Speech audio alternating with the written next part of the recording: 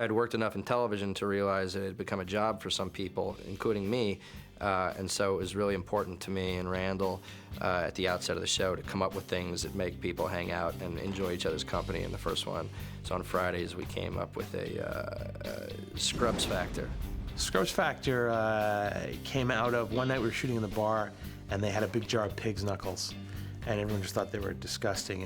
And Bill Lawrence, I think, offered Scott Harris, who's the second, who's now the second, I think $100 a knuckle. Eating as many as you could in 2 minutes was worth a certain amount of money, and the most disgusting thing I ever saw in my life. And Scotty ate, I think, 6, 7 pig's knuckles. It was great. I've grown up eating pig's feet all my life, so it's a delicacy in the black community.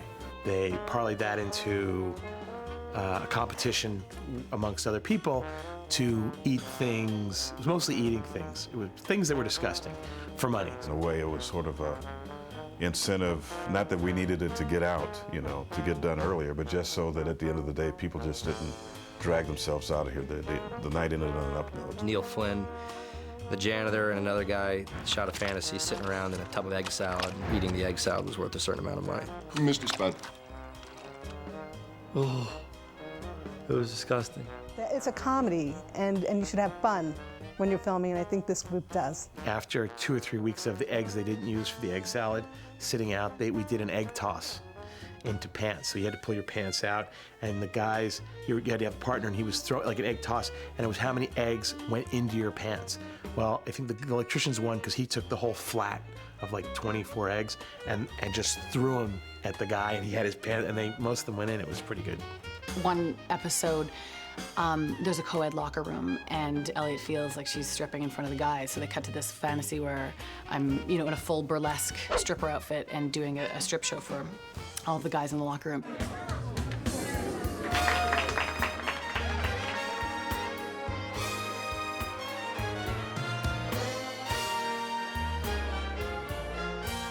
So my first Scrubs Factor was on this burlesque day, and Bill Lawrence said, Scrubs Factor, go to Starbucks in that outfit.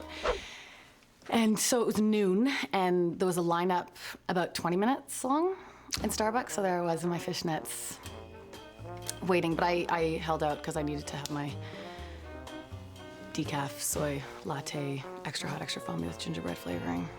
We offered some guy a couple $100 to if we could draw on his face with magic markers, but he had to come back Monday having worn it all weekend, and we knew he was going to go out to dinner with his wife. One of the bets was like $1,000 for anybody who spends an hour in morgue box. Morgue is just nasty, and it's a real morgue, with morgue drawers that pull out of the wall, and I offered $1,000 for somebody to be closed up in a morgue drawer for a couple hours. That's the one that anyone has yet to do, and if you go down to that morgue and look inside that drawer, you'll know why. I could have done it.